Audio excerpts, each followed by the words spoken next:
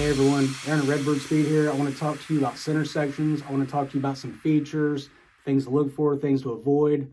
Let's just jump right in here and get to it. So we have a lot of variety to offer here. So when you're picking a center section, the first thing you're looking at is what case do you want. We have stock cases, just a light duty nodular iron case. I have heavy duty nodular iron cases, aluminum cases, through bolt aluminum cases. There's a lot to offer. So depending on your horsepower level and what you're doing, it can kind of vary on what you want to do. Like if you got a 400 horsepower street car and you just want a stock case with a Tracloc, we have something for you. If you want to do an iron case in a street car with a Truetrac Posi, a gear driven unit, we can do that. If you want to save weight, go with an aluminum case, go with a Wavetrac Posi. You're really putting down some power, need some 35 spline, we have an option there.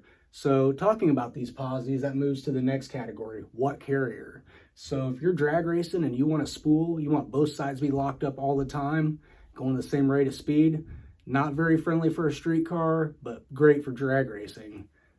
You have spring and clutch style units. I mentioned the Tracloc before. You got the like an Eaton spring and clutch style, so there are options there.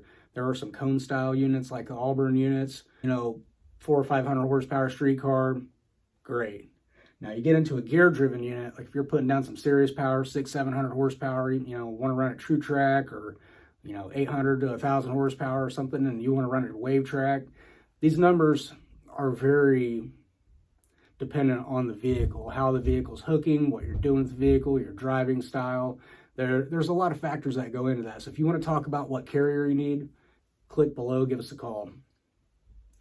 Gear ratio, again, this is going to depend on what you're doing with the vehicle. Is this stoplight to stoplight, looking for acceleration? Is this something that you're going to be putting on the highway? Are you looking for a pro gear or street gear? Something to consider there also. Okay, next we have the pinion support. If I'm doing a nodular center, usually I'll put a nodular support on there. If I'm doing an aluminum center, I'll put an aluminum support on there. I do like the Daytona style bearings. They're bigger, they're stronger, better setup, so I'm typically going to default to that about every time. Yoke. We have a lot of variety here. We got 1310 yokes. If you're going to get a new drive shaft, I usually just run a 1350. That way the drive shaft manufacturer can use a tranny yoke, 1350, use a 1350 yoke on the rear end. Just makes it easy for the drive shaft manufacturers, just industry standard. But there's a lot of options, 1330. We have access to a lot of yokes, so if you have any questions on that, want to talk yokes, contact me. Next is setup, whether you want this thing to show up fully assembled or if you're just looking for parts and pieces.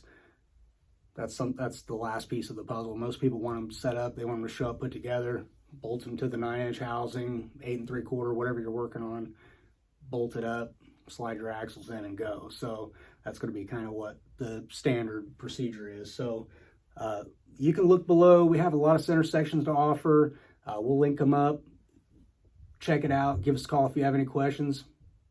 I appreciate you watching the video. If you have any questions, contact me. We're on Facebook, Instagram, TikTok. You can drop a YouTube comment. You can probably the best thing to do is call us, 260-301-2424. Thanks for listening today. Have a good one.